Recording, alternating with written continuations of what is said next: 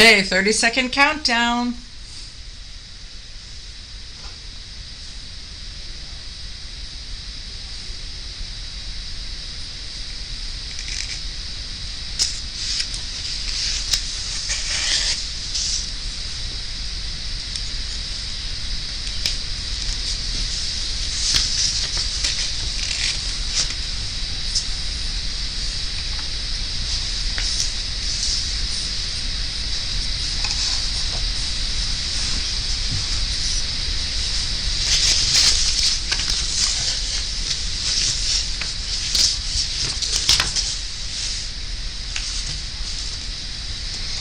Well, hey everybody! Welcome to another gorgeous Sunday. I mean, it's you're all ready to get ready to go back to work, get ready to get back in the groove. But you got one last ready. They're just one last evening to kick back, watch TV, something sports, one of those kind of things. Have some ice cream and watch Mutual of Omaha's Wild Kingdom. That's so dating. That is definitely dating yourself, dude.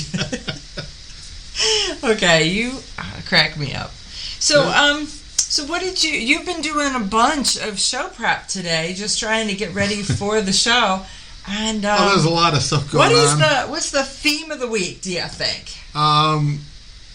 We still can't believe that Bruin is a thing. So it's interesting watching how many different people are taking a stab at what Bruin is doing. It's like when the Supreme Court flipped on the light and half the cockroaches said, that cannot be, and the other half said, uh-oh, what do we do now? So they're... Some of them, I mean, even in New Jersey now, they're saying they've issued some concealed carry permits. Isn't that amazing? I mean, so states that had no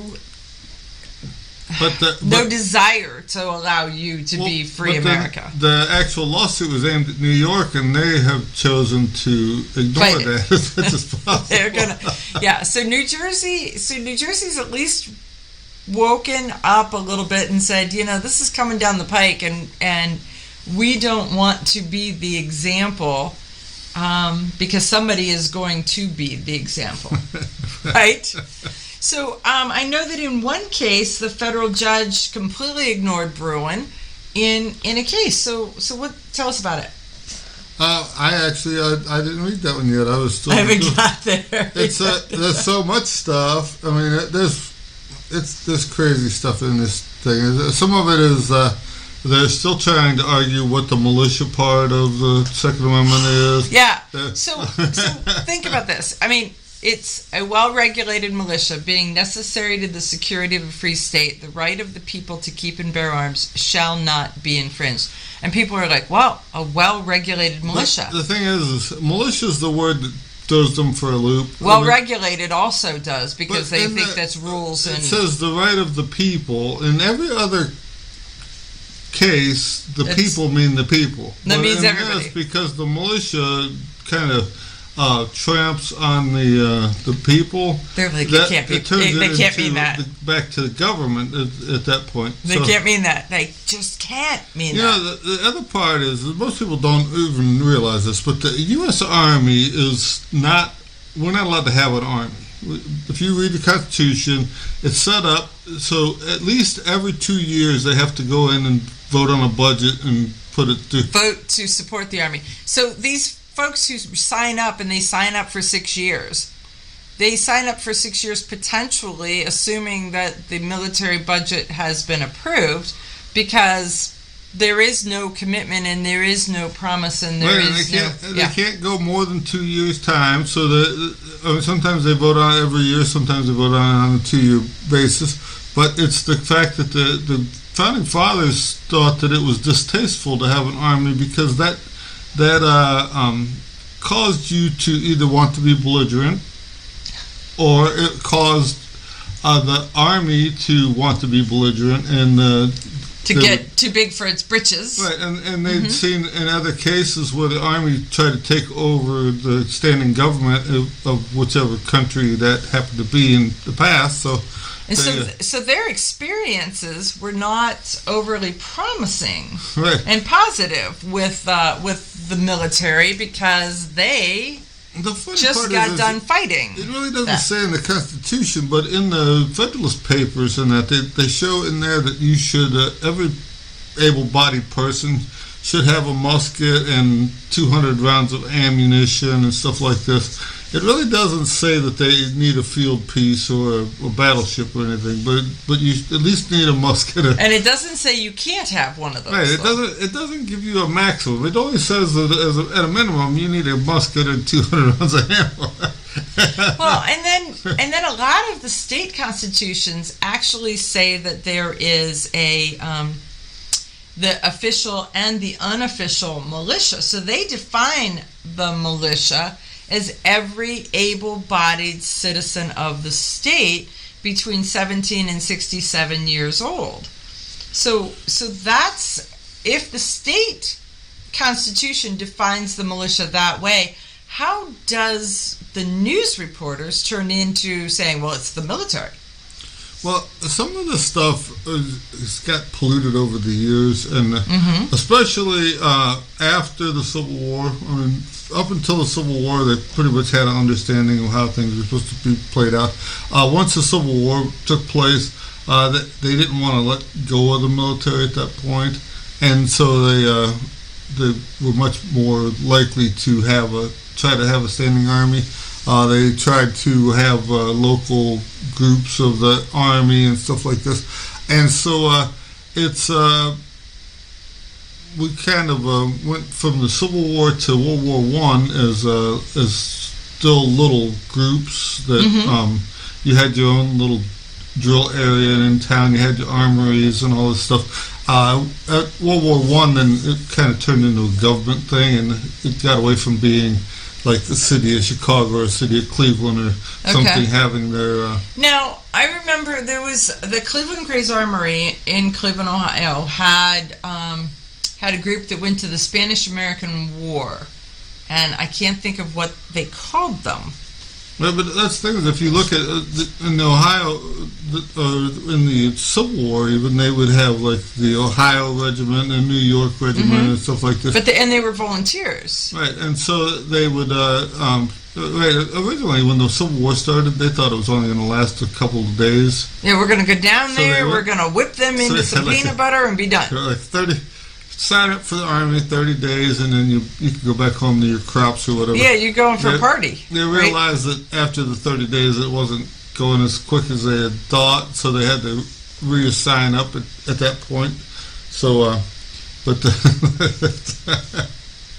yeah, you could see that. I mean, I don't know. When was the last time you watched Gone with the Wind? You got to see that. But it's funny, too. I mean, a lot of the military, like when they went to the Civil War, the armory still had flintlock rifles from the Revolutionary War, because, like today, they don't want to spend any money. So when the guys would show up to the armory to muster out to so to be outfitted. They give them a smooth-bore flintlock rifle from the 1790s, and they said, "The hell, we ain't playing that." So they were like, "Here, there you go. Best of luck." A lot of them, they would hire the local blacksmith, and they would convert them to percussion cap at least. So you'll see a ton of those old guns that were the barrel was cut off and set back. They put a percussion cap on it, and that some of them actually lined the barrel with a rifle liner and stuff. So now the other part is that if they were a well outfitted volunteer, they brought their own rifle and they brought their own pistol with them. Or if they were from a wealthy area, I mean, when Winchester bought the Volcanic Arms Company, it tried to get a government contract and it couldn't, and so they sold a ton of rifles to the just cities. So the city would buy Henry rifles for all their Well, that makes recruits. sense. So they're like, okay, if you join in the army, we're gonna. Give you the best rifle we can get. So Right. they had a 16-shot repeater that was a brand new, the most newest, fangled stuff on the thing. I mean, they really only 1856 they started with the rimfire cartridges. So by 65, so there's been 9 years. That was it, and somebody's got to be building ammo at the same time that they're building rifles and time. I mean, think of it now. You can't even get the zoning permits and build a factory for Well, that's 3 the of thing, those too. 9 years. One of these Yeah. articles that we have, it tells you that there's too many gun laws, and that some of it is the fact that they can't regulate that you could build a rifle or ammo or any of that stuff. And but yet we do. We allow them to do that. Well, I think that this Bruin, I think that we keep building to this, but I think this Bruin case is going to just go back and keep peeling the onion. Oh yeah. And so it was Dean Weingarten that wrote that article, and he starts with, and we're going to run out of time in this segment for it, but he starts with the United States has far too many gun laws. There are laws where you can buy a gun, who can buy a gun, who can possess a gun, who can carry a gun, what kind of gun can be bought, shot, loaned, carried, or given, and where a gun may be possessed, and it can go purchased, shot, traded, what kind of ammunition can be sold, possessed, made, shot, and where it can be or how much can there be at any one place. Man, there's a lot of that.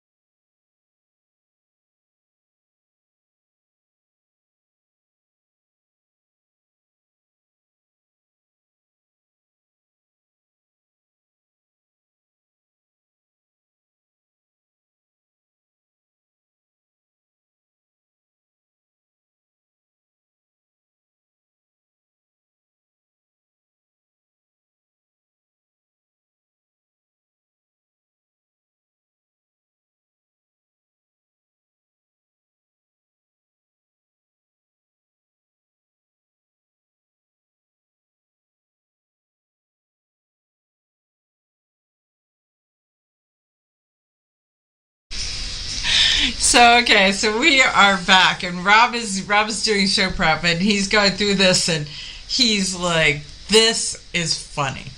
The line is, "Adults aren't allowed to blast away with a shotgun because their husband is cheating on them." That's not love gone wrong. That is a freaking felony.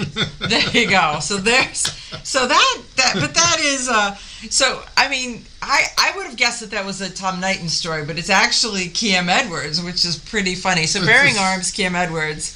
It's just funny because they're telling about this judge who had went home, honked on the horn, and knew that they were in the house.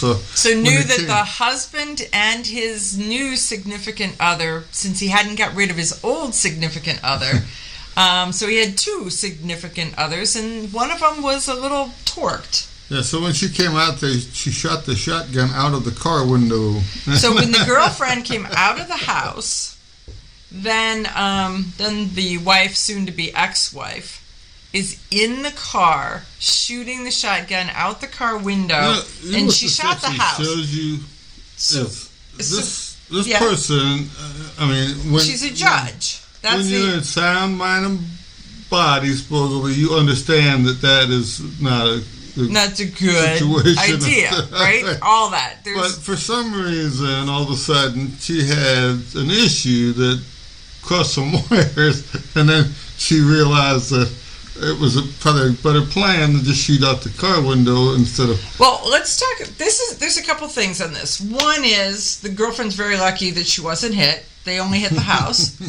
The second is, can you imagine what your ears would feel like inside the tin can when you pull the trigger? I mean, it's bad enough when you're in an indoor range and you don't have your hearing protection on, but to be inside the tin can? Even when you're in an indoor range and you're shooting a pistol and then somebody lets go with the shotgun, it's surprising how much louder it is. But a shotgun inside your car. The other thing that this shows me is that Joe Biden and his just shoot two shots out of a double-barrel shotgun. Not a good idea. That wasn't a good idea either. It wasn't a good idea. But the other part is this is a Texas judge. And so this whole article is about a former judge avoids jail for aggravated assault in a shotgun shooting incident. That's the headline in Bearing Arms.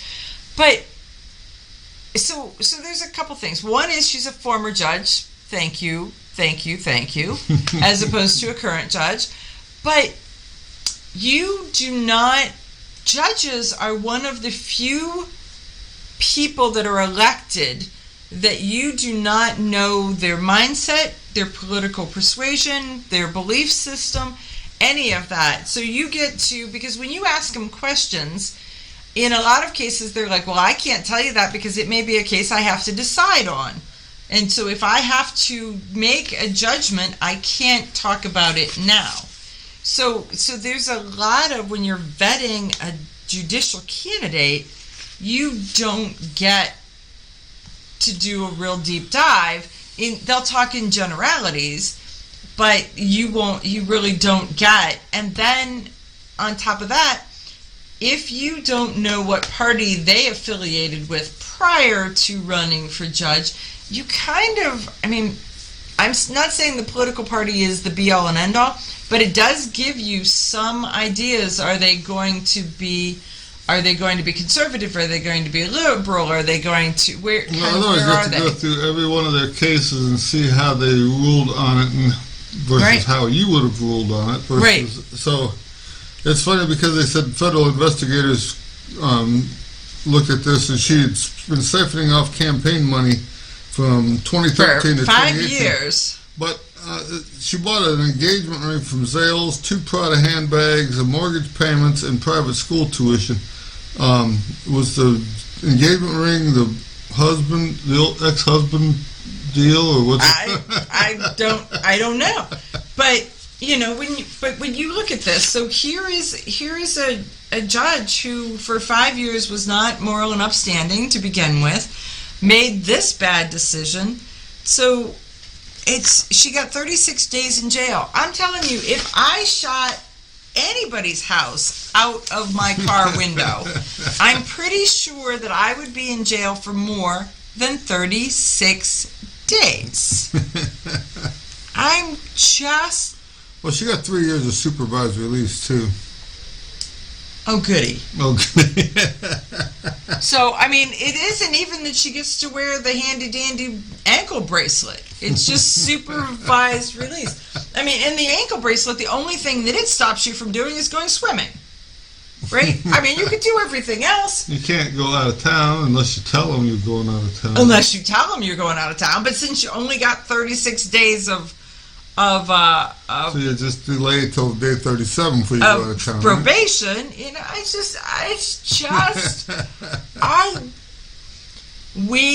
let's go back to we need criminal reform. And I'm telling you, she was a former judge, now she's a criminal. She's a former judge, she should be considered a freaking felon. It says, ultimately, that's a separate issue from her blasting away the shotgun towards the husband's lover, and would argue that it's ultimately a more serious offense as well. So the theft.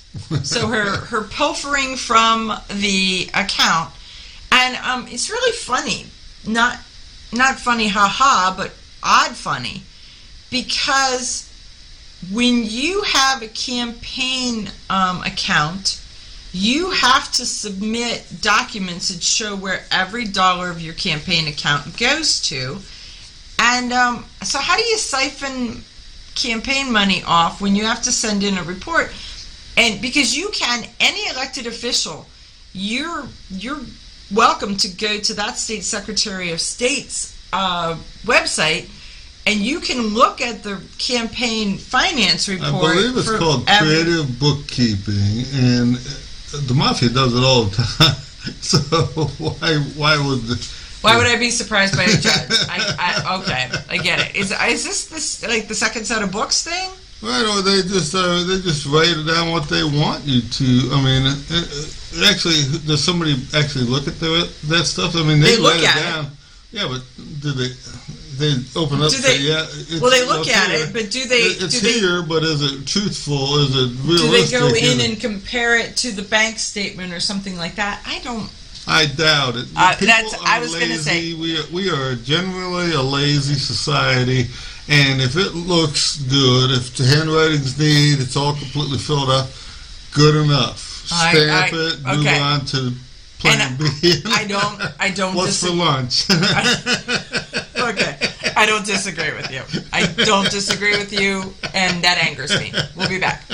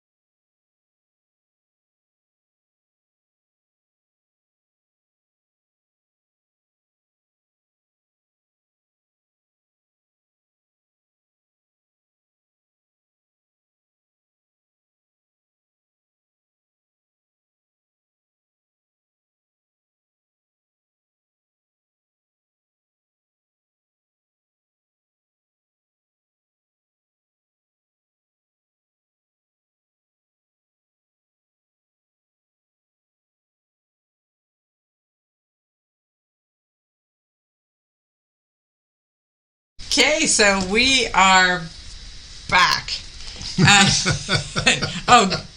You're like, oh, giddy, right? Oh, good. Giddy. So we're sitting here we're not lawyers, and we didn't sleep at a Holiday Inn Express last night. That's an old commercial, just saying.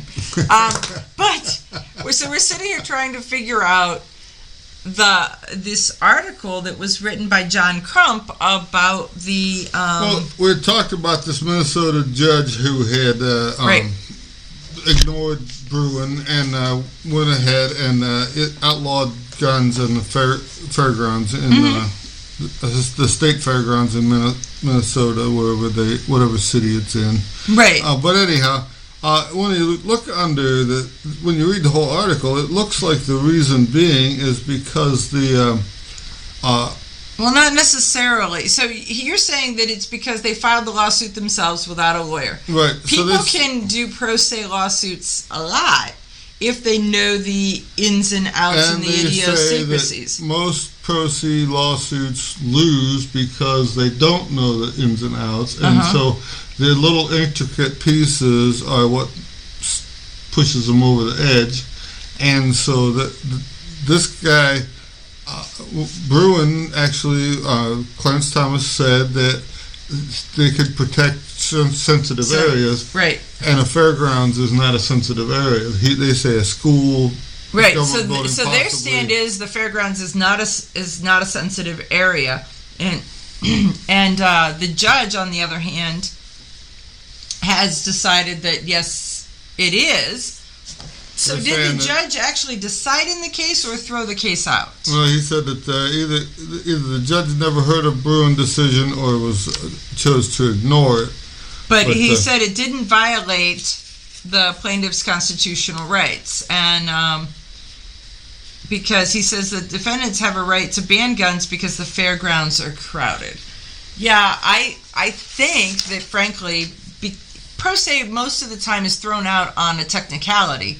This looks like it wasn't thrown out on a technicality. The judge made a decision, and the decision is, we'll just say, the judge chose wrongly, in my non-legal opinion. He used means and scrutiny and narrow tailoring in his decision, and both of those are prohibited. So the cool part is that allows them, this pro se group, to take it to the next level higher, should they want to. So they can take it to the appellate court.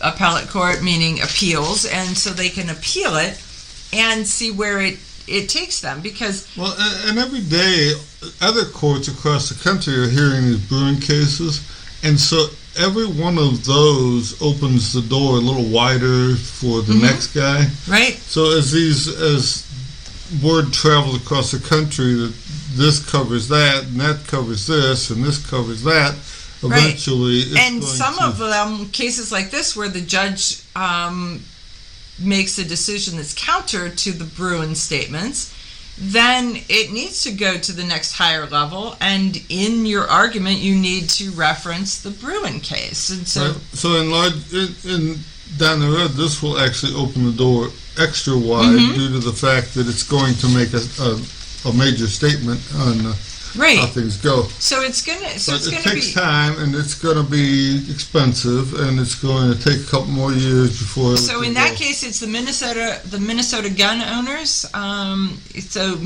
Minnesota Gun Owners Caucus is the group that is funding this, and so the funding, they will need to have some support. The funny part is that New York has just put a ban on their state fair for the police officers, off-duty police officers. No, and that makes absolutely no sense to me, because for the first time in 181 years that the off-duty police officers are not allowed to carry their guns on the fairground property. Only the ones that are working are permitted to carry guns, and that and so most officers carry, off-duty or retired officers carry under HR 218. And so the fact that once they're a police officer, their life is at risk wherever, and they are on call. Well, the thing is wherever. that they're saying off-duty officers have stopped many crimes and mass attacks, and they got documentation to prove that. Right. They're also, the police were saying that they don't go anywhere without their gun anymore. That like you say, even when they're off duty, somebody still remembers that they're a police officer. Right. So their lives are in jeopardy. Their The one families says, at "This is a risk. slap in the face of cops everywhere. We become magically dangerous with guns once we're off duty?" So. Yeah, you'd think you want more police officers with guns, not less. But And there's also, in this story, you can see that Governor, that Katie Hochul is... yeah, Kathy Hochul. Kathy, Yeah. so you can see that she has her fingers in this. They they're not going to say out loud that... Right.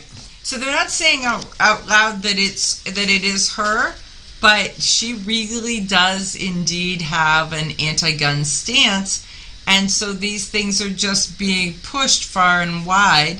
And as you said, the Bruen decision, it started from New York. New York lost the case, and then New York has elected not to abide by the Supreme Court decision. And so they are going to push back. Yeah, so they said that agriculture markets ignored the Bruen decision and declared the whole fairgrounds a sensitive area, not only for average citizens but also for off-duty police. Right. So Amaland has reached out for comment, and the Department of Agriculture and Markets is like, yeah, no, I can't hear you, I can't see you. They have. Even if they could, they wouldn't want to say it out loud, so they just as soon ignore them. Yeah, so it's not even a decline to comment. It's that I'm going to ignore you, and then I can pretend like I didn't see it. I would get in trouble if I had to say something. If I said what I really was thinking.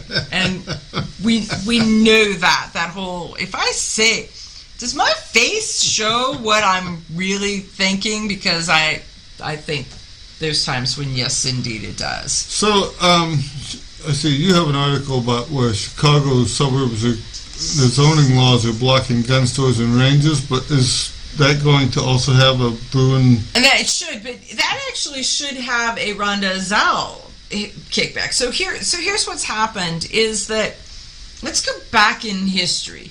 So first was the Heller case and the Dick Heller versus DC.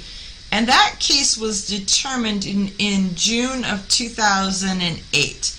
And from there, then they had, immediately upon the Heller decision, Alan Gottlieb said that they immediately, when the Heller decision came down, they filed the Otis McDonald case. And so Otis McDonald was from Chicago and was arguing for his right to have a gun. So then, immediately after the McDonald case, so Heller and McDonald framed the big decisions, and now people are going to say it was Heller, McDonald, and Bruen. Those are the ones that all framed these cases. So Rhonda Ezell, who is from Chicago, she was the lead plaintiff in a case that built off of McDonald, in the fact that, okay, so now concealed carry licenses could be had by Chicagoans, or from people from the state of Illinois, except that Chicago wouldn't allow you to have a gun range. So yes, you could have a concealed carry. There is a path to it. We went to Chicago the one time, and we were going to do some filming of some shooting exhibition type work, and we had to drive way 2 hours south of the city. Like, it was 2 hours from downtown to where we were going, to the Indiana State Rifle and Pistol Association range.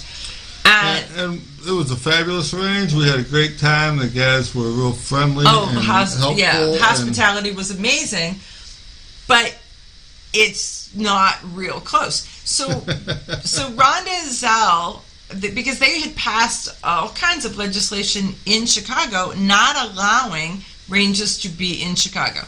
So the Ezell case came through and they found it unconstitutional and said that Chicago had to let it.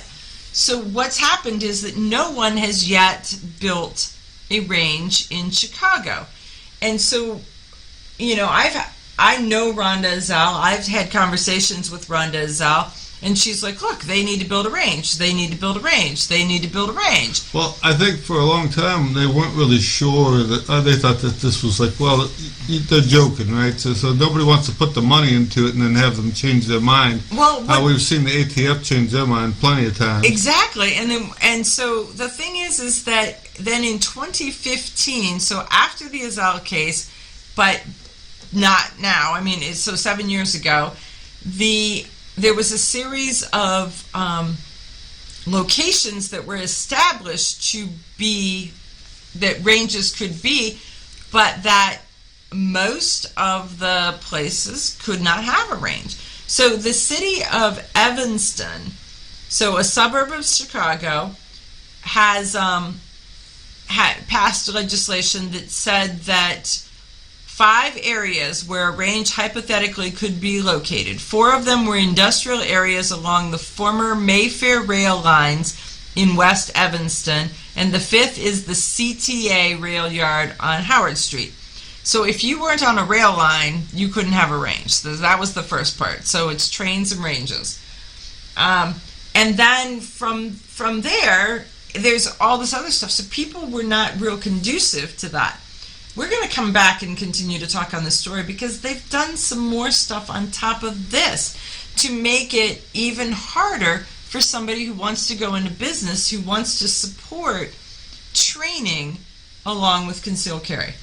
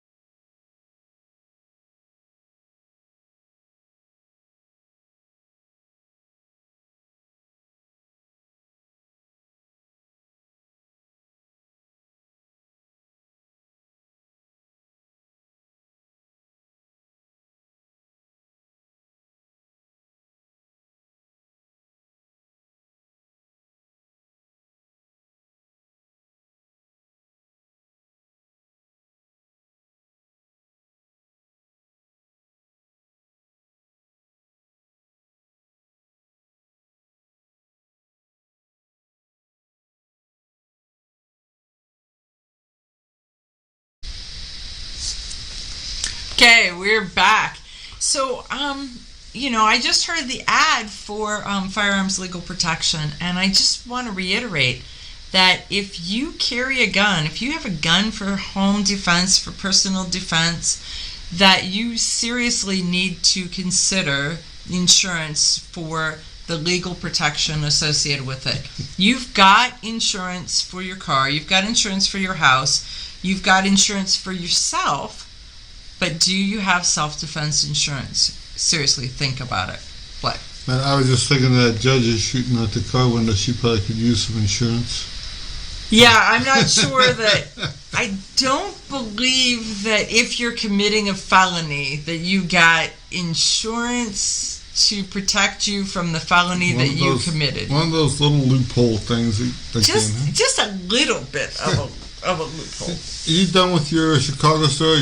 You're only up to 1964. I'm only not quite 1964, but you get the gist. 2015. So what happened was that they can't outright ban gun shops, and so what they did then next is that they figured that they could craft a new law, a new legislation that said that you could only open a gun shop if you had a range. Well, you've already heard that they made it almost impossible to open a range. And so you can't have a gun shop unless you have a range. And oh, by the way, it's impossible to have a range.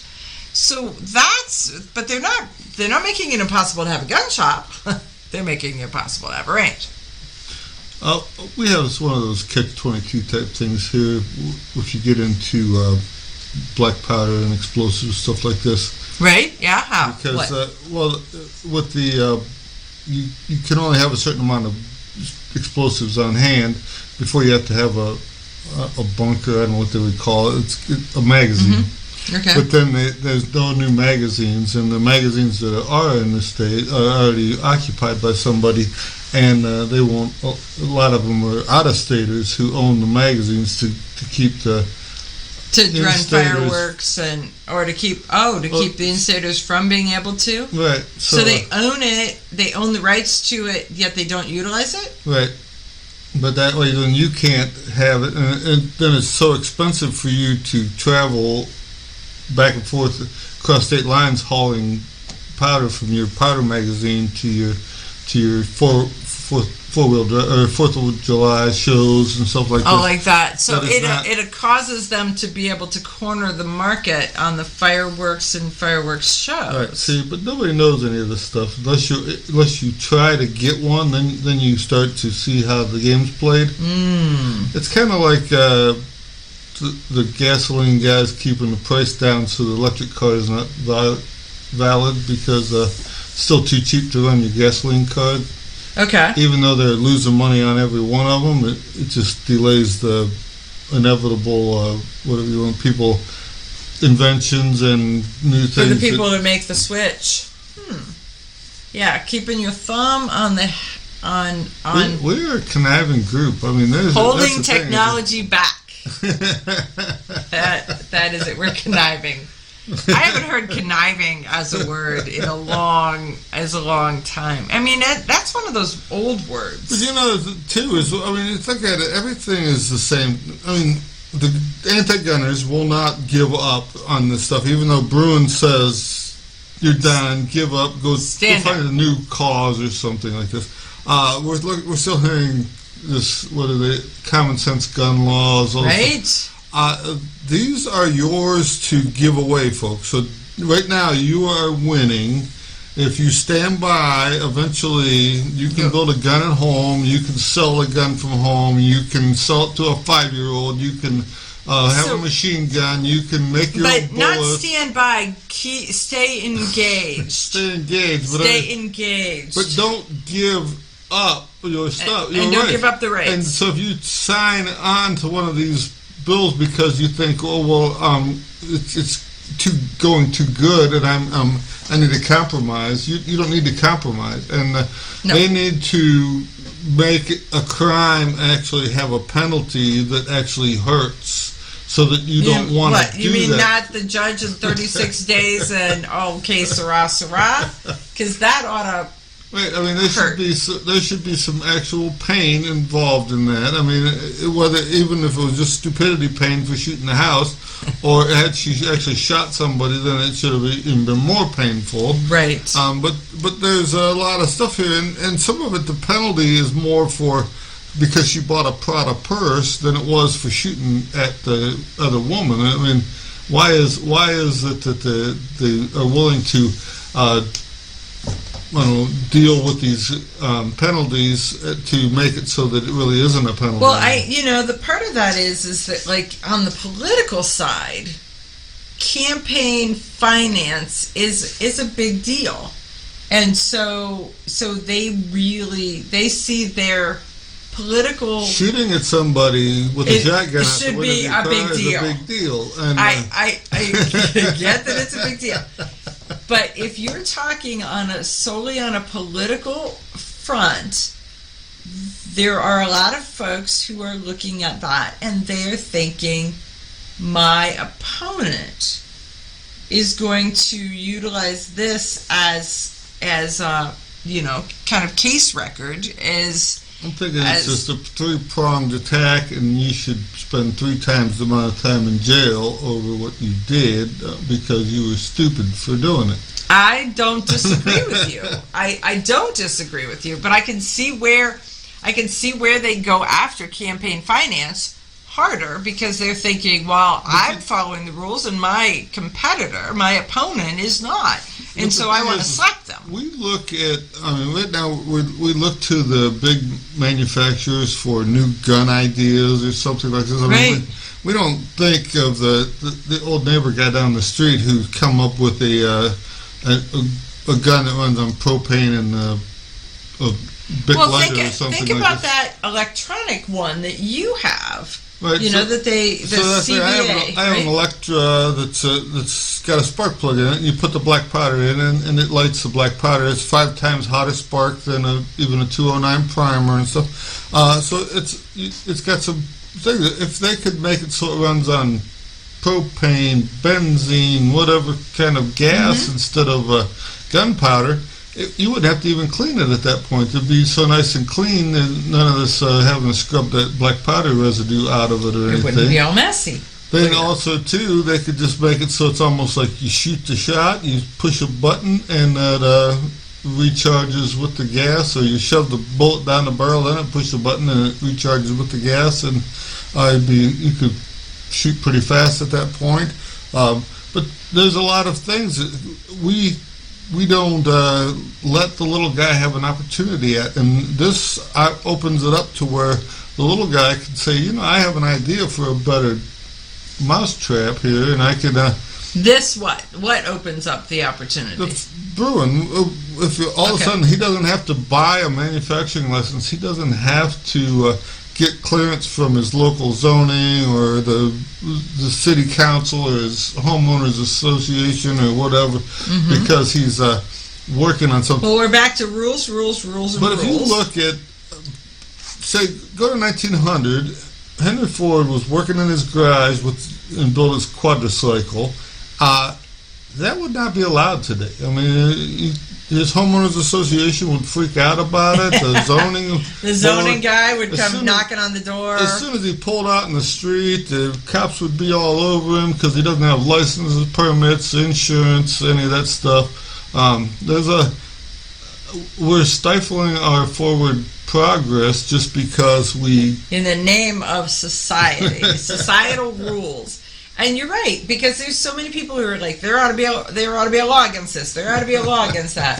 And so we've gotten to the spot where we have rules and regulations and laws and structures. And if you're going to start a business or something that costs thousands of dollars and lots of hoops to jump through. And there's not really a simple plan that says, here's the checklist of all the stuff that you have to do, because all of them are, it depends. And it depends. So we'll be back right after the news.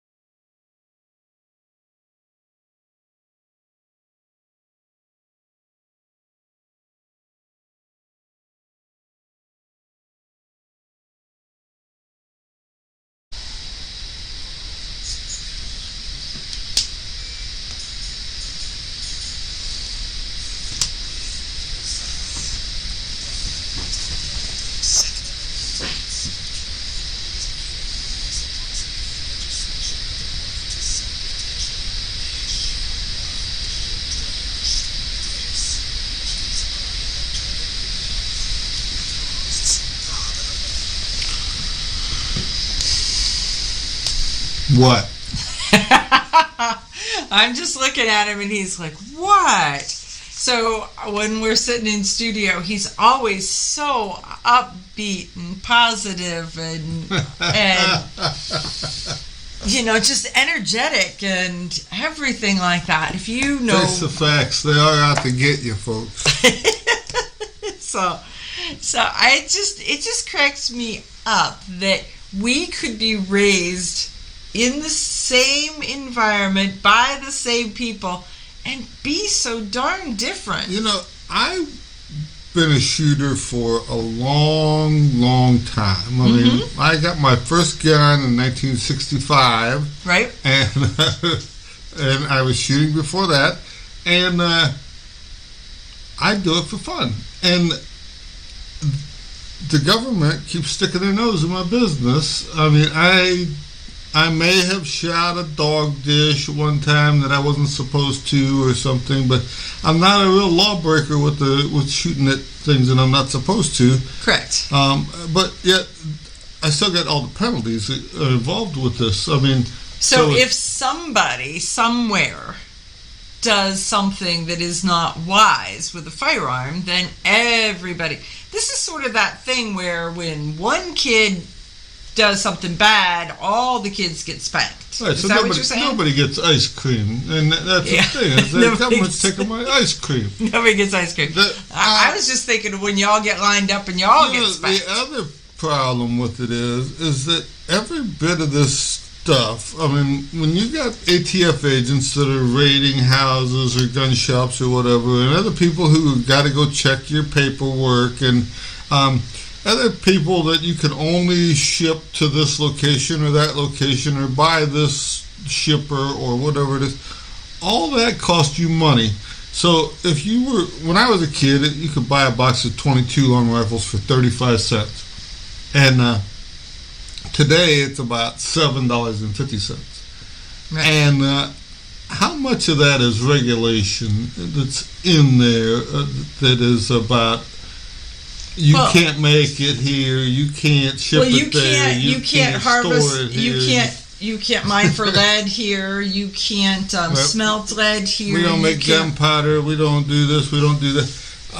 All that stuff costs me money, and I would be willing to bet that $3 of that $7.50 is government regulation that is aimed at deterring me from wanting to So play is it my regulation game. with penalties and fines, or is it regulation in just restricting, or a combination of the two? I think just in the restriction that is involved. I mean, think about it. If you're trying to ship something, you can't, as a regular citizen, you can't ship something in U.S. mail, even though that's usually the cheaper way to do it. If you go to one of the other shippers, FedEx, UPS, one of these, you're paying a premium. I mean, but there too, you may get a faster service out of the thing. But it's like, why am I forced to pay the premium? Why can't I ship it by the slowest train across the country? I mean, I don't want it today. I just want it. but somebody wrote regulation that said that the U.S. Postal Service, though the U.S. Postal Service can ship guns. Right, if you have an FFL, you can ship your gun through the Postal Service, but you can't ship it as a regular citizen. Private individual. And then but the government says that as a private citizen, I can ship my gun back to the factory to have it repaired or replaced, and they can ship me a new gun right to my house. But if I want to buy a new gun, I have to go to the gun shop to fill out the paperwork in that. If I want to ship it, I got to go with one of these premium carriers. Why are they in my business? That's what Why?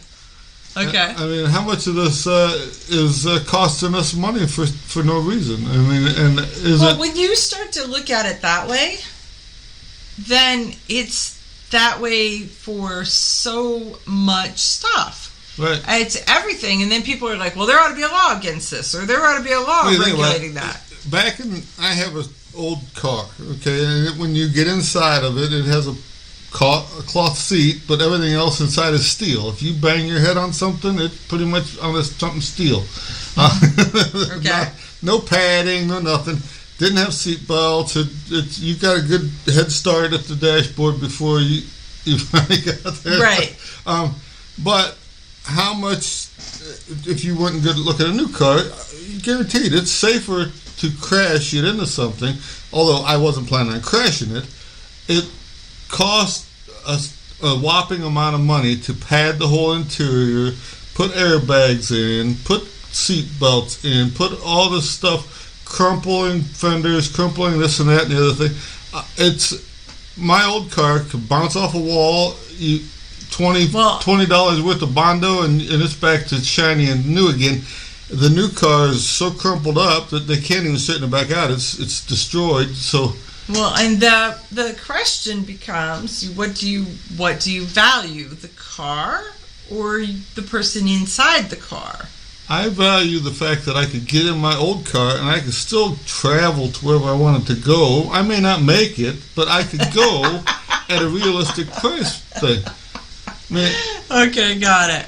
I can remember, I worked at a truck driver for some years, and I went to a place and they had 50-cent raffle tickets stapled to the wall where they had bought raffle tickets to win a new Ford Falcon, 1960 Ford Falcon, and the car cost $1,150 or something like this. So they were selling 50-cent raffle tickets for enough to sell that, plus probably make themselves $1,100. Right. And so a guy today who's going to look at a car can't not imagine an $1,100 car. You can barely buy an $1,100 bicycle today. Some motorcycle helmets probably cost $1,100. Okay. Not including the motorcycle, just the helmet. Got it. Yeah. I mean, some of it is the economy and the GDP, and things have grown, and some of it is. I don't need a. When I was a kid, my dad had a pickup truck. And when it got dirty inside, because we were kids, he would open the door at the quarter car wash and squirt the stuff, and it would spray all the stuff out. We would get in, and if the windows would be fogged up for a day or two from the amount of water that was inside the truck. It eventually dried out, and away we ran again. If you took a new car down there and tried that, there's so much carpeting and padding and everything. It would smell like a rotten old dog in a couple of hours from the amount of water you sprayed in the truck. So and I think I see your point. I don't think that they sell work trucks anymore. Right. Everything's got all the plush and all the cushion. Right. You can't bolt a radio in the truck. There's nothing. Everything is either got an airbag hooked to it or it's padded up or something. Well, it comes with a radio. I'm just saying with that tow package, you get a radio too. Right? But you need the one so you can talk to your home base or to the other trucks or something like this. Work radio. I mean, so just because you got one to sing to you doesn't really mean it's getting anything done. Well, do you really use those radios anymore, or do you cell phone it now? Now, well, but you can't, because there's laws against using your cell phone in the car, and if they catch you, they're going to pull you out of the car and beat you with their stick. Got it. Okay, so we're back to regulation and laws. It's funny because you could talk to your mic on the thing on your CB or whatever, but you can't talk on your cell phone because that takes your mind off of the road. And what does eating a cheeseburger do for you? I wonder. Have they passed any regulation for the anti-cheeseburger and the milkshake? I don't know. You're right. It's the cheeseburger lobby is keeping that away from Washington so that we don't have to deal with that. Well, it's because everyone eats. And so how dare they tell me I can't eat? So if only 50% of the people smoke and less people use... You're getting to the spot where now if you reach out to somebody on their cell phone, it's like, my cell phone is in safe driving mode right now, and when I park, I will give you a call back. Okay. I want to be in the dangerous driving mode because I am a free, fun-loving American who's traveling across the country. But what happened to the cell phone that runs through your radio that reads you the texts with a slight English accent? What happened to the one when you were English accent? having an emergency and your car's still running and you can't now call because now your phone You're on is safe. outsmarted you. You're on safe driving mode, and we'll get back to you when we park. So, or when we land, or when we crash, or They are out to get you, folks. Face the facts. It's every little bit is one little attack. erosion. I mean, I think your point is very well made, and this whole Bruin case is, we're going back to it.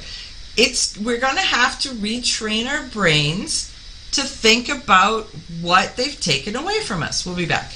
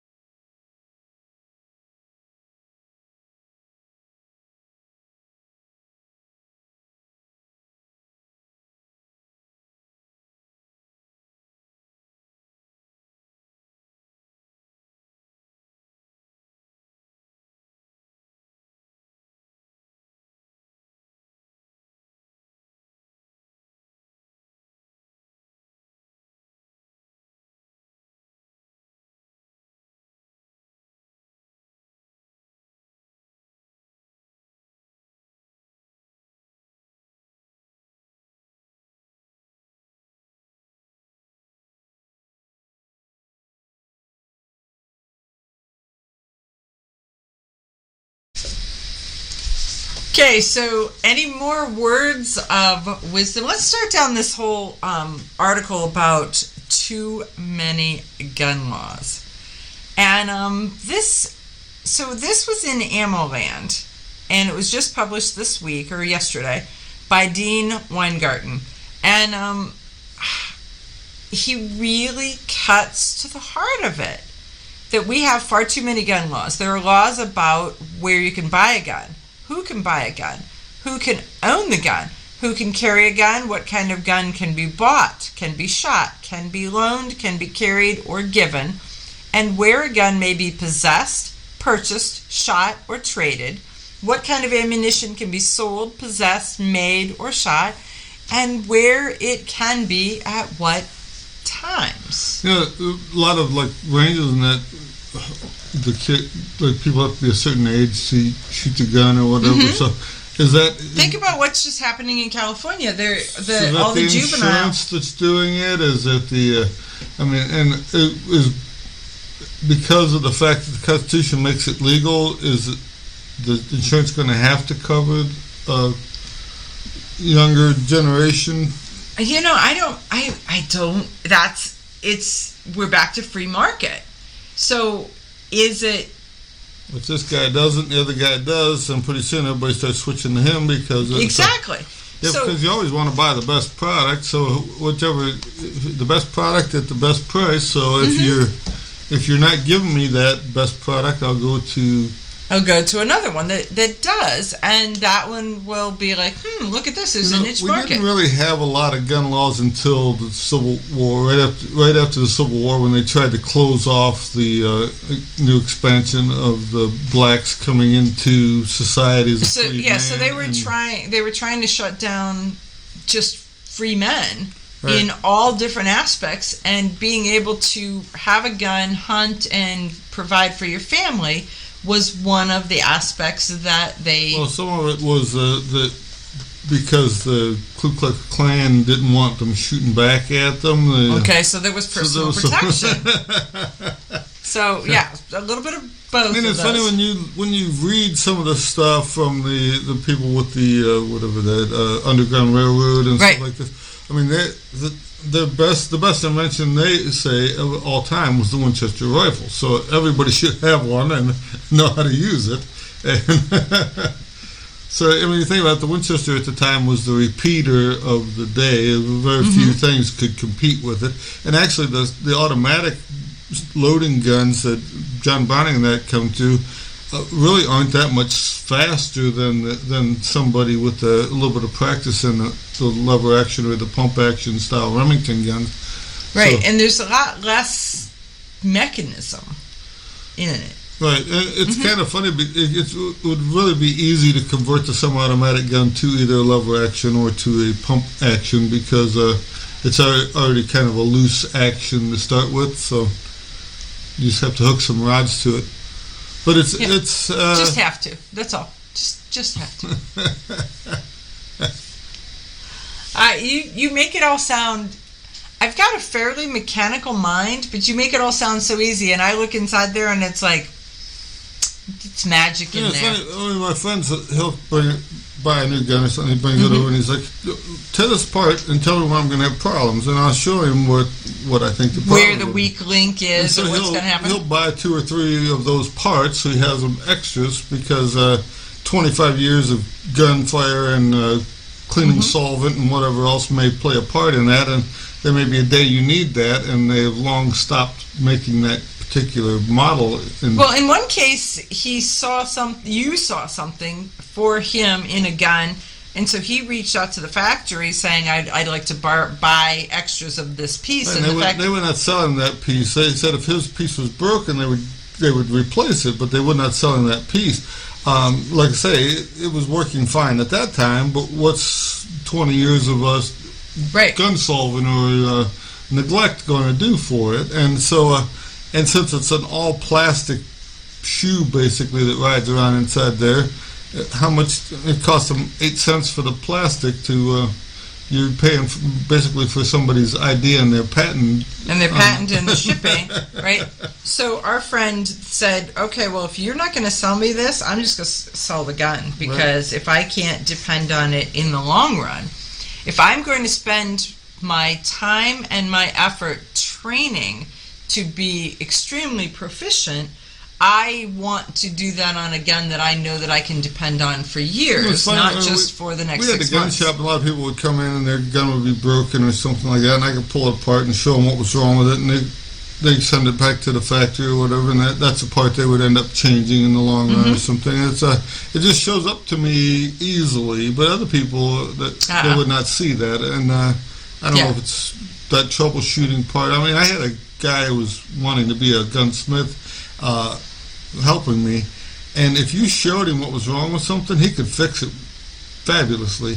But if you left it up to him to try to find what was wrong with it, he couldn't. It was beyond his imagination that there's something bad in there.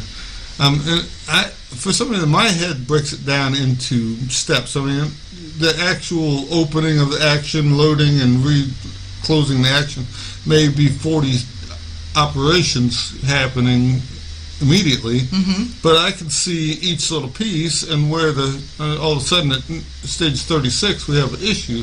You can see it. See, and I can't see that. I cannot see it. So when you do that, it's like Carmack the Magnificent, and I watch you just kind of go like this, and you're like, oh, it's right here, and I'm like, of course it is.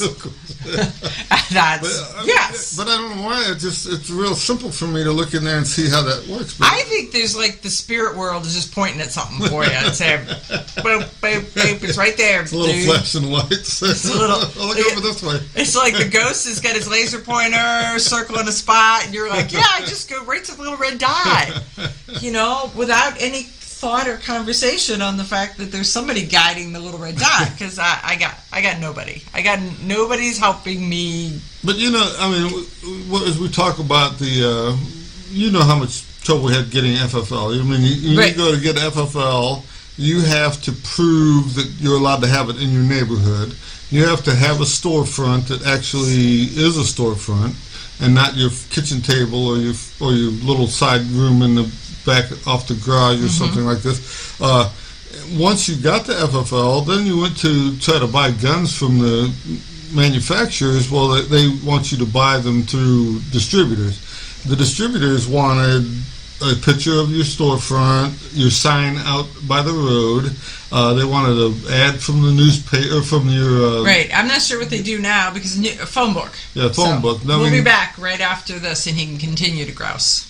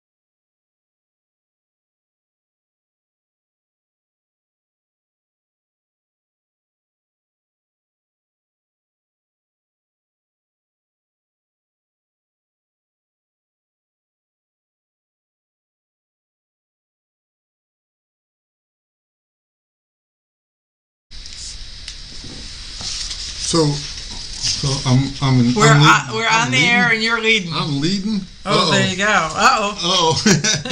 I'll tell you, one time I was traveling and he's driving the bus and he's like, this is harder than you would think. Well, the thing is there's a lot of things that are hard to timing. You got to start and stop, and then you know what you're talking about. I mean, it's hard to do that on its own, right? Well, a little bit of all of that, and to be entertaining and humorous. Oh, I didn't know that was part of it. That's part of it. That people want to be educated yet have a good time, and so it has to be a little bit of all of that. Oh, I get it now. Right?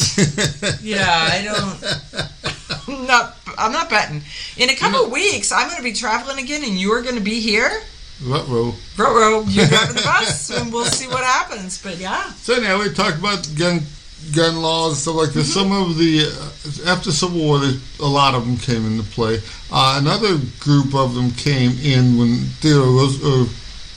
Franklin Delano Roosevelt. Okay. I mean, we got the NFA at that time. So 1934 Gun Control Act. We got gun control on dealers at that point. Okay. So they started to actually paying attention to what the dealers were doing and stuff. Yeah, because there was some restrictions in 34 and some in 37 and some in 38, I think. Right. The one in 38 really didn't affect the little guy. It was only about the dealers and stuff like this. But there's a lot of things in this. And then the laws went clear through to the crime bill of 1994 with the... so it was we were continuously losing... because it was 37 was Pittman Robertson, 34, 37, 38. Then we got to 68, and then. But we were 86. We were continuously losing. Right, erosion. It was compromise. We just want to. What do they call it? Common sense gun laws. A little common sense. You can still have your guns. We just want to put a little common sense in there. We want to put a little safety in there. Then they were showing that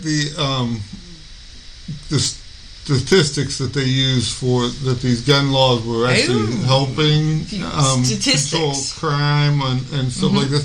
That they were actually false statistics, and in order to make policy changes appear to be effective, proponents of gun laws created studies which were examples of how to lie with statistics. So.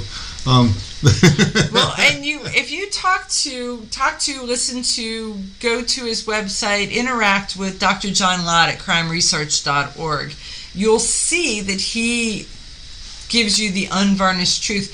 Actually, Donald Trump had named him as a person, I guess it's not a person of interest, but it really was, because they brought him on and made him an employee of the United States to be able to do some of the data gathering that he was doing and to be a resource to them. And then immediately upon current President Joe Biden taking office, he's on the wrong team. He's been canned. That's how it works. That's how it works. But you think about it, some of this stuff was everybody says that liars figure and figures lie. Yeah. What is it? There's liars, there's darn liars, and there's statistics. But you can always get what you want depending on how you ask it or who you ask. Or how you slice the data, because you could say, no matter what, you could say, well, there was a slight uptick right here between Tuesday at 7 and Wednesday at 4, there was a slight uptick. But when you look at it for the whole week, there was really a downturn. but it's how did you slice it, right?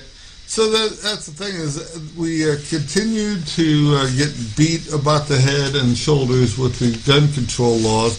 But how do we retune our minds? How do we retrain our minds? How do we start to get away from the group think? Well, and that's a big question. Is it's not just the general public who listens to sound bites and stuff like this, but even the hardcore 2A advocate has never had to face the reality of no rules. Right. And so they don't know how to act with no rules because we've always had rules. We've had rules. So you have rules of engagement, you have rules to play. You may not like the rules and you may want to bump up against these, but these other rules help define you when you get up to the one that really aggravates it's you. a lot When like you bump when you were a up to it. teenager and you moved out on your own, and at that point, mom wasn't making the rules. You mean and that so you could you were have, sick because you stayed up all night and you only drank milkshakes and didn't eat food? right, or Yeah. you could have pancakes and meatballs together without somebody saying anything, and then once you're done with apple pie because you were in charge at that point. And we need that open-mindedness again to think that anything is possible. But we're not. But we as people, I don't know that. Because I think that even when you moved out into your own apartment, that was it wasn't a way of life to have meatballs and pancakes. it was a rebellion. I mean, I stand at the grocery store now saying, boy, I wish I could have that. And then I'm thinking, I'm a grown-up with a job. But my mother always told me no, right? So, but you have to remind yourself that you're a grown-up with a job, or in this case, there's no restrictions that had been the restrictions that you were raised under. But, So we were talking earlier about the FFL too, and we got sidetracked because of time. we've gotten sidetracked several times here. But that's the thing is there's restrictions on who can have an FFL, where you can have it, how you can do it, and then once you get one, who will even deal with you because the government has such an iron fist on this. Some of the stuff that we were talking, you remember where Tennessee and Montana said if you build the gun here and you use the gun here, it doesn't cross the state lines, then the government has no control over it. Right, then so they just did a big nanny boo boo to the federal government. But the thing is that no FFL wants to deal with that due to the fact that now they have to deal with the rest of the restrictions that the government could put on them, because it's a federal firearms license, and so even though the state says something in states' rights, it's a federal firearms license. Sort of like marijuana. Even if your state says marijuana is illegal, you can get charged on a federal case. So, and God forbid you leave the country, then it's a whole different set of rules.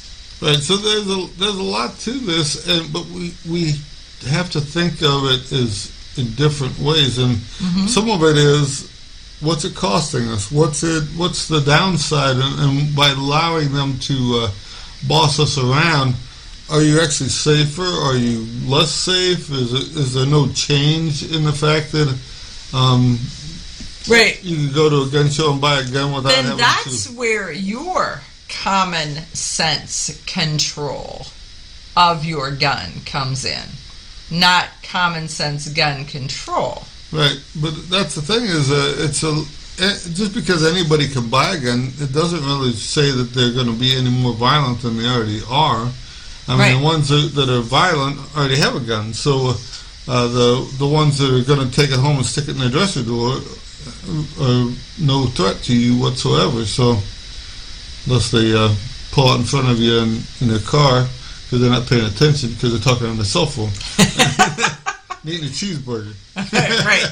And they're not allowed to do any of those, right? That's it. So those restrictions. So it'll be interesting because if Bruin frees this up, does that mean are Americans going to look at things and go, hey, wait, what? Some of this article says that back in colonial days they had like 3 gun rules, and mainly like you weren't allowed to shoot your gun in town unless you had a good reason, and that. But a lot of times they overlooked those restrictions anyhow because everybody was doing it. So there wasn't that there was a. So we'd be back to that spot where the police say this is a law, but we're not going to enforce it. Right.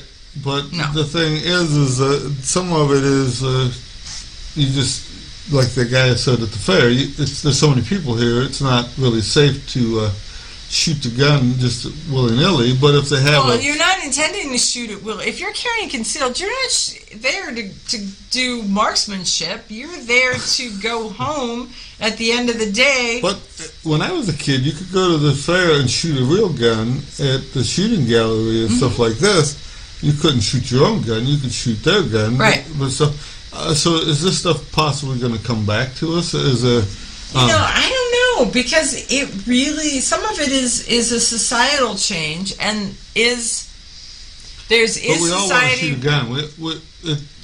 gun. Shooting a gun and riding a dirt bike is about the top on everybody's list. It's like stand by, hold my popcorn or whatever. 'Cause I'm going in. I'm shooting a gun and riding a dirt bike, or both at the same time. I don't think both at the same time. Got it. I don't know. I just don't know. So- I didn't realize that shooting a gun and riding a dirt bike were on everybody's list. Because That and a zip line. If you could shoot a gun while you're using a zip line, that'd be cool too. zip line's not on my list. The zip line is in the air, and I've got to be dangling with my feet going whoa, whoa, whoa, whoa, whoa, whoa, whoa. No. So that's not on my list because I can't put my feet down. The other two I have done, and so can continue to do as long as the government allows me to, and that's the part that's changing, and very much for the better. We'll be back right after this commercial break.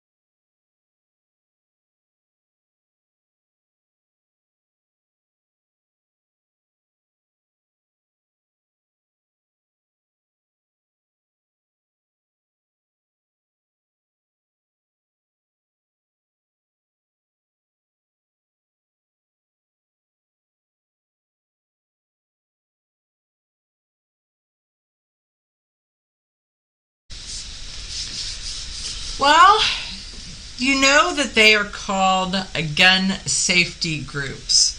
And if they're called gun safety groups, chances are they're anti-gun, I feel safer kind of groups. Hey, did you see the stuff that Smith & Wesson's going through with the anti-gun safety groups that are in the Congress that's going after them? Well, yeah, so I'm going to let you go right to that story right after I talk about this. So there is a group from Uvalde, Texas that is called Uvalde Strong for Gun Safety. And so what they have done is they are encouraging, right? Encouraging is such a nice word for threatening. But they are encouraging the owner of a local gun shop to voluntarily ban the sale and transfer of AR-15s and other modern sporting rifles, or else they will protest outside their store. So I don't think encouraging is really the word. You know, I mean, I'm going into a gun shop, like it or not. I mean, and right. They may encourage me to buy more stuff just because they are setting the pace there. That's because I'm carrying a big box out because I want to. Exactly. Right? I didn't really need number 24 AR-15, but I had to buy it just because they forced me to. Those are rookie numbers. Prop them up. Prop them up. It's just words have meaning, and encouragement, or I will protest outside your store, is not necessarily encouraging. But there you go. Okay, so let's talk about Smith & Wesson. Well, the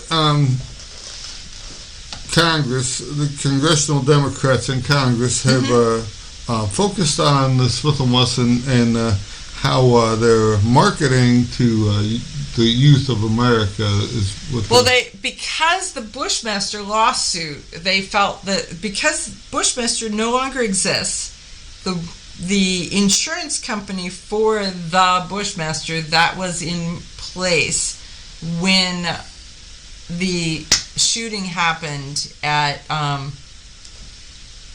Sandy Hook. Sandy Hook, that was it. My head was going Stony Ridge, and I knew that wasn't right.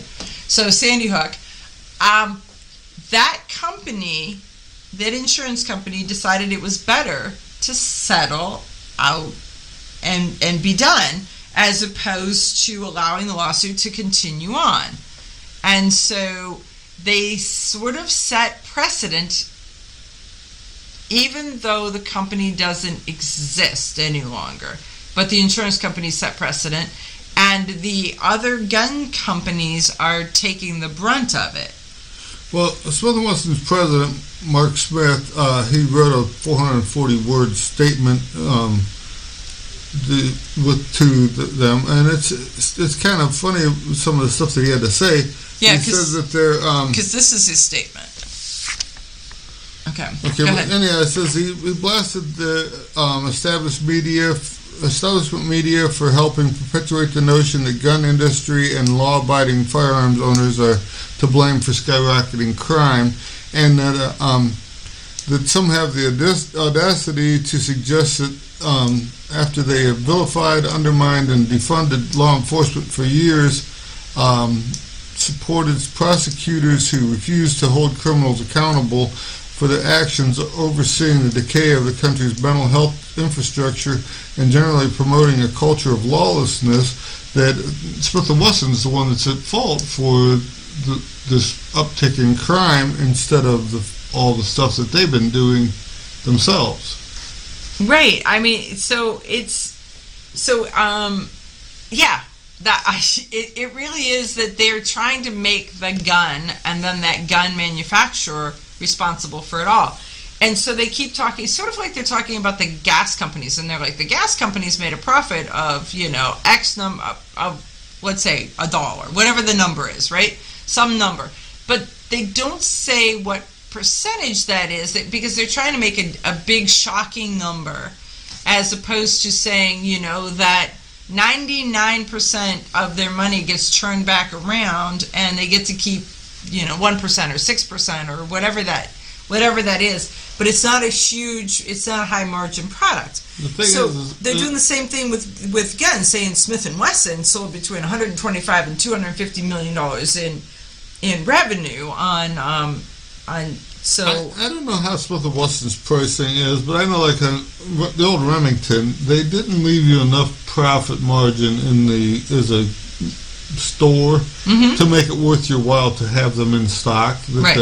That their suggested retail price was so tight that your money was wasted sitting there on the shelf in a Remington. You're farther ahead to buy something else. I mean, Ruger would allow you to make a decent profit margin, and so you would stock Rugers instead because you could make more money, or if they sat longer, it still was profitable. It didn't hurt you nearly as bad. I mean, if somebody comes in and says, I want a Remington, I could get it for them, but I wasn't going to sit on one for 3 months while I'm waiting for a customer waiting for somebody to just maybe to come in.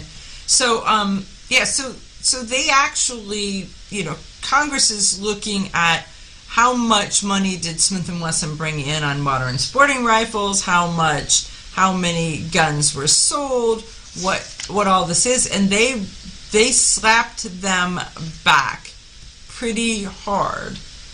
You got to give Smith & Wesson credit though. I mean, they've been a revolver company for 150 years. When they first switched over to the auto-loading pistol, the Model 39 and the 59, it was kind of a clunky machine versus what was available other places. Right. They've since kind of tuned that up a little bit, and they have a pretty good design and some of the stuff they have now. And so for them to transition from a revolver company into the semi-automatic market and be able to compete with a worldwide market, I mean, I think in a way they sort of had to, but part of it, I mean, they don't never make it. We're giving them kudos, but at the same time, they pretty much handed over the revolver market because revolvers are made out of steel. And when the polymer revolvers came out, they were like, we're not playing there. And so they owned the concealed carry revolver market until they made that misstep that pretty much ate their lunch. Right, but for years, everybody, if you wanted an accurate pistol, you had to buy a revolver because the automatic just couldn't cut the mustard, as they say. Right. And, then everybody wanted to be like Dirty Harry, so that drove a 10-year market of I got to buy. It really did. Well, and Smith & Wesson did some really good stuff with that line of EZ pistols. We taught a class not long ago that was an all-woman class, and it was funny. Everybody in the whole class brought a pistol, and it was the same 9mm EZ. Well, there were either 380s or 9mm. We had a mix. But it was funny because we're like, okay, well, pull your guns out and put them on the table, and then all of a sudden it was like, uh-oh. So then it was, do you know the serial number of your gun? So before you put your gun on the table, take a picture of your serial number so that you can get back your child and not someone else's child, right? But our protocol is the guns all come out, locked open and out on the table to deal with. Yeah. Some of this is good that Smith & Wesson has decided to fight back. I mean, a lot of times they just take it and keep eating and like, it all the time, and so to actually make a public statement and to fight back a little bit, the Second Amendment Foundation has joined in, and there's a couple other companies. They're starting to. I guess industry-wide, they're beginning to. Well, they have to stop trying to blame the gun companies for skyrocketing crime, because that's not where it's happening. We're back to criminal reform, because criminals. Well, guess what? Criminals are criminals, and so they are lawbreakers to begin with, and will continue to do so. So we need guns to protect ourselves so that we get to go home at night all safe and sound to our families. So, folks, we'll catch you again next week. Thanks for tuning in to Eye on the Target Radio.